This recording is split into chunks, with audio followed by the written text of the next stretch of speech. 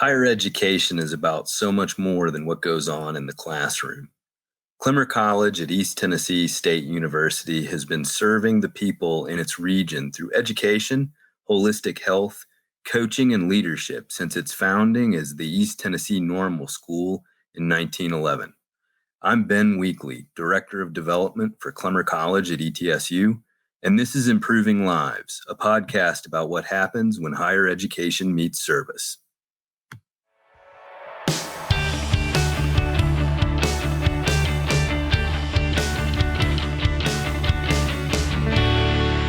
Here with Dr. Cindy Chambers and Dr. Dawn Rowe of ETSU, Clemmer College, and the Ed Foundation's Special Education Department and the Access ETSU program.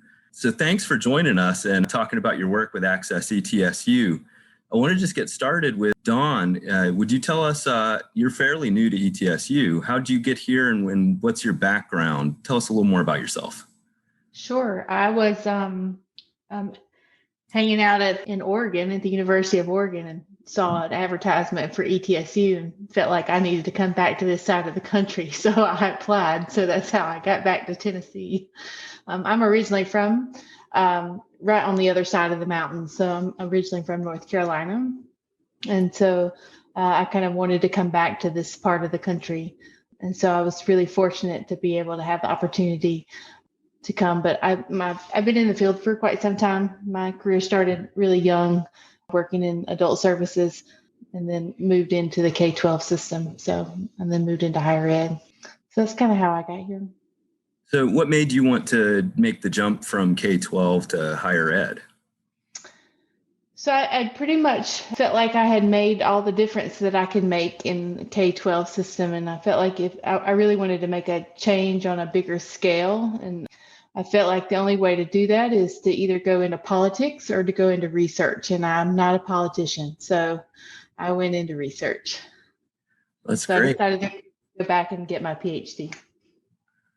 Well, that's wonderful. And we're very glad you did. What research have you done and what are your interests? So my research line, actually all my research questions were generated from the work that I've done in the K-12 system. So I've done a lot of stuff around, family engagement, but all of my research is around secondary transition. So helping students move from kind of the middle high school into the world of work and life beyond. And so I've got a couple of different arms going. So really like life skills, non-academic skill instruction, and how to teach those skills to students as they transition and move into those areas. And then professional development, so supporting both pre-service and in-service teachers and families in learning how to teach those skills, and then identifying evidence-based practices and strategies for teaching that. Wonderful. And Cindy, so you've been with ETSU and Clemmer College for a while, and you've seen Access ETSU from the ground up. Would you tell us a little bit about Access ETSU and where the idea came for that program, and tell us a little bit more about what it does for folks with intellectual disabilities? This has been a dream of ours for, I want to say, at least 10 years, and something that we've been working towards. Dr. Lori Marks and I originally brought forth the idea of having a more inclusive post-secondary ed program that included individuals with intellectual disabilities on ETSU's campus. In the early part of the conception, we really looked at piloting all of the pieces of Access ETSU to show that this was a possibility on our campus. And all of those pieces of the pilot were very successful. And so we started talking with upper administration about how could we put this program together. We had others come on faculty who were also just as passionate as we were about including people with disabilities on our college campus, such as Dr. Pam Mims and more recently, Dr. Rowe. And so we put forth an early grant proposal that gave us a little bit of money for starting this project. And we brought in our very first student onto campus a little over a year ago. It's something that not only locally are we excited about, but our state has been completely behind us saying ETSU has got to have this program. This is so needed in our region.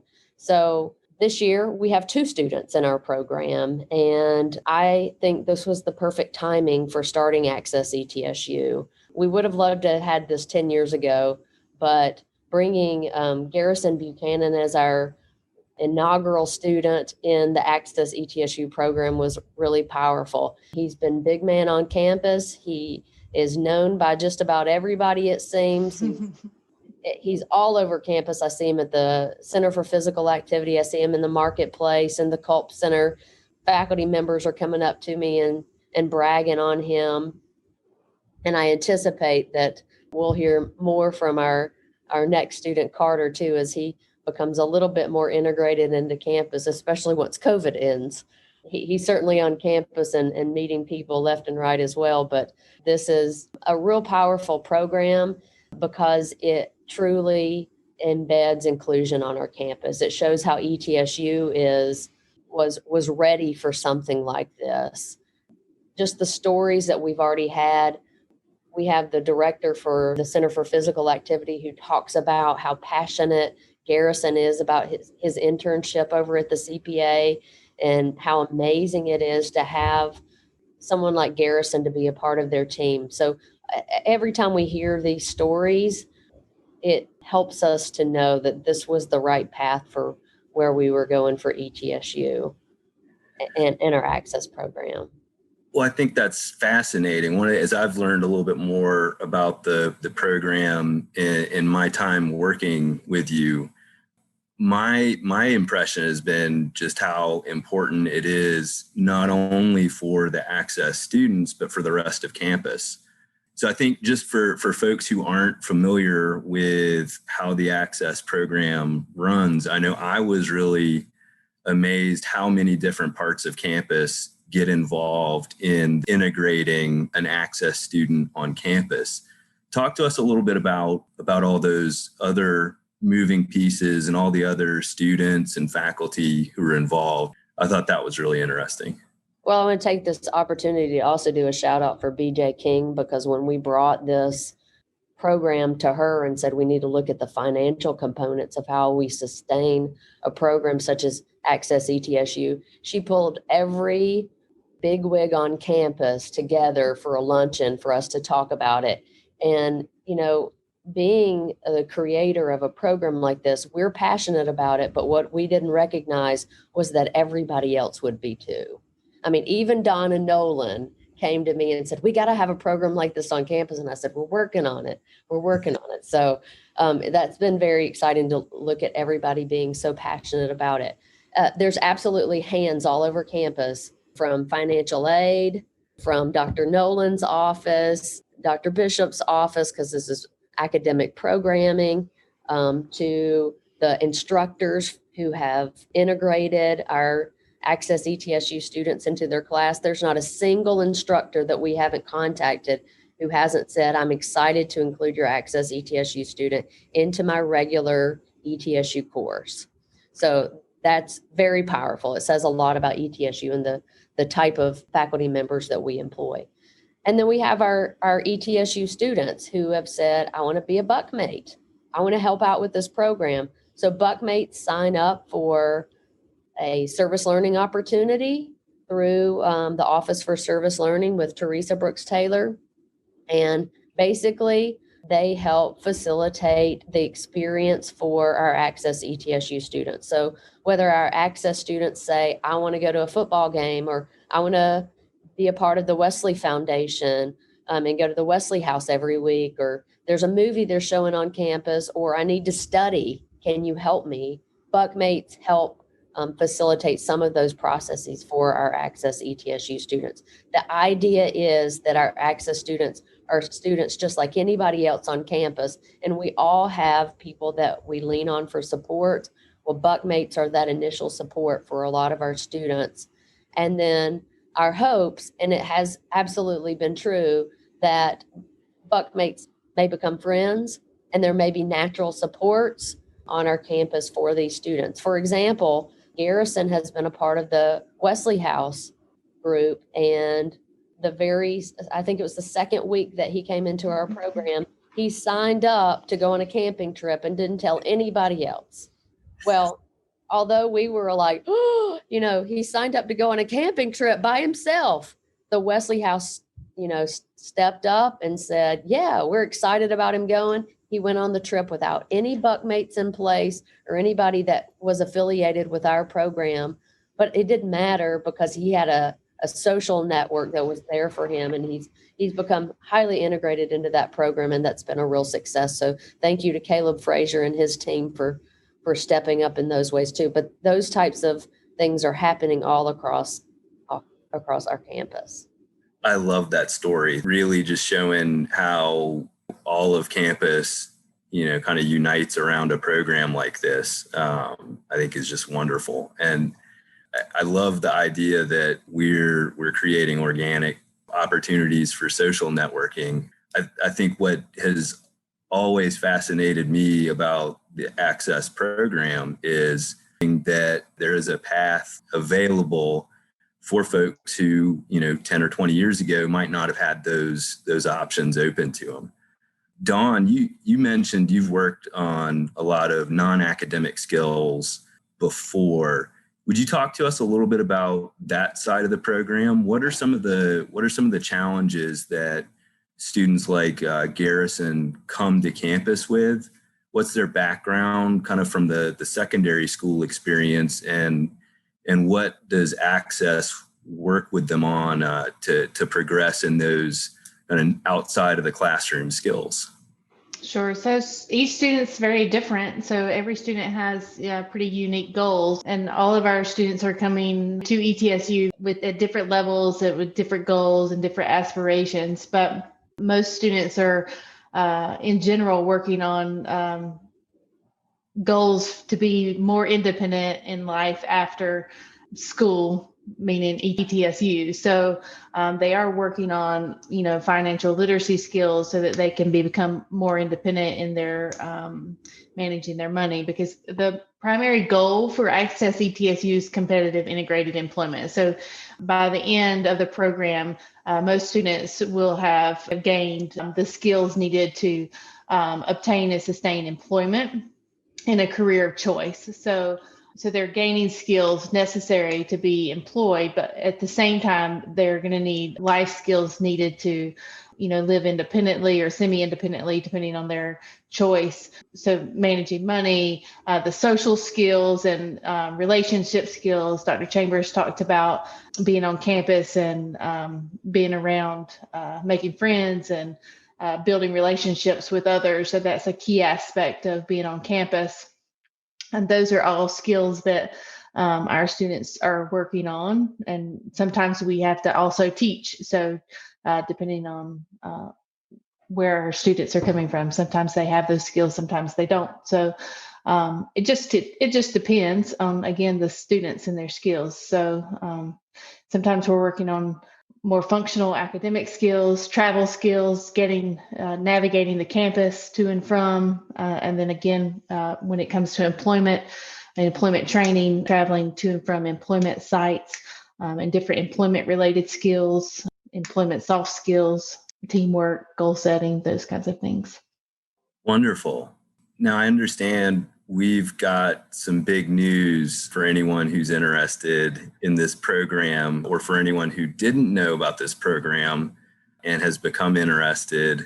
Dawn, do you want to tell anyone who's listening about the TIPSID grant and what it's going to do with Access in the next 5 years?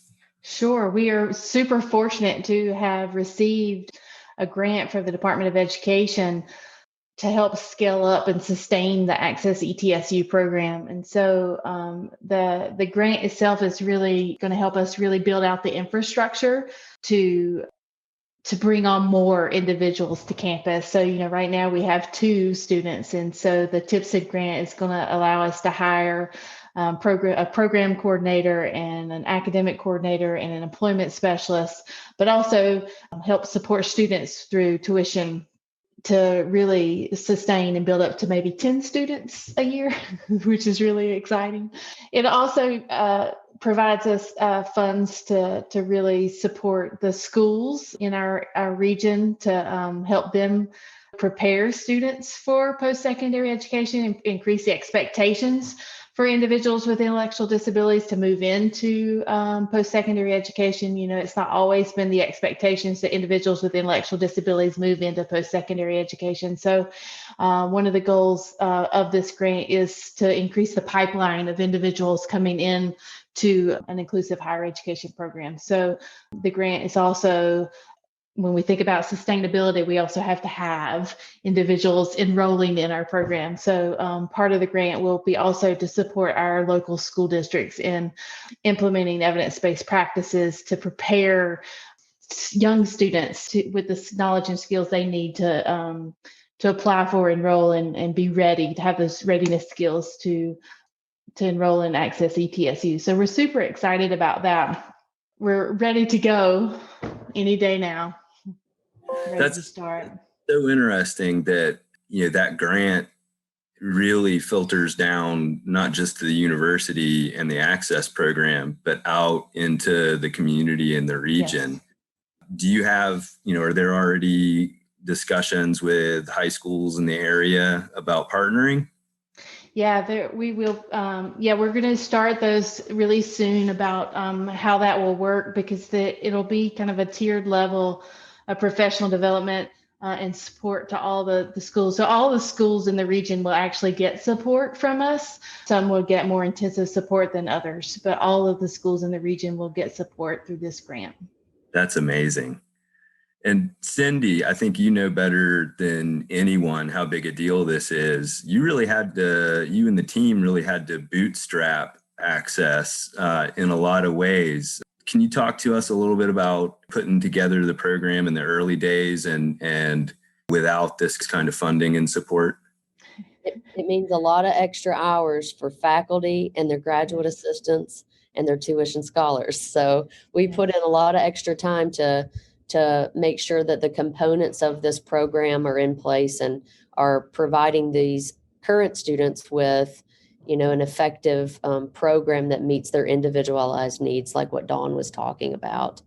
Yeah, it's crazy experience, just because, we've wanted this for so very long, and at times have been a little disheartened that we haven't moved quicker. But like I said earlier, this was the time that this was supposed to happen. And I look to the early conversations that I had with parents such as Susan Hiskett, who said, this is a dream of mine that my son will be a part of a post-secondary ed program like what they have in other areas of our state or in our nation. And this really makes it so that ETSU is helping to lead the pack towards more inclusive post-secondary ed opportunities, and that we can fulfill dreams like what Susan has for her son, to allow more students with intellectual disabilities to be on our campus. And all those days of hard work are worth it when you see the smiles of somebody like Garrison and Carter in the marketplace, sitting with their friends, just like any other ETSU Buccaneer. So it's a wonderful experience. That's awesome. Now, if I'm a parent and I have a student with intellectual disability and I'm interested in the Access ETSU program, what are my next steps? Who do I get in touch with, and how do I know if my student qualifies? Can you talk to us about some of that?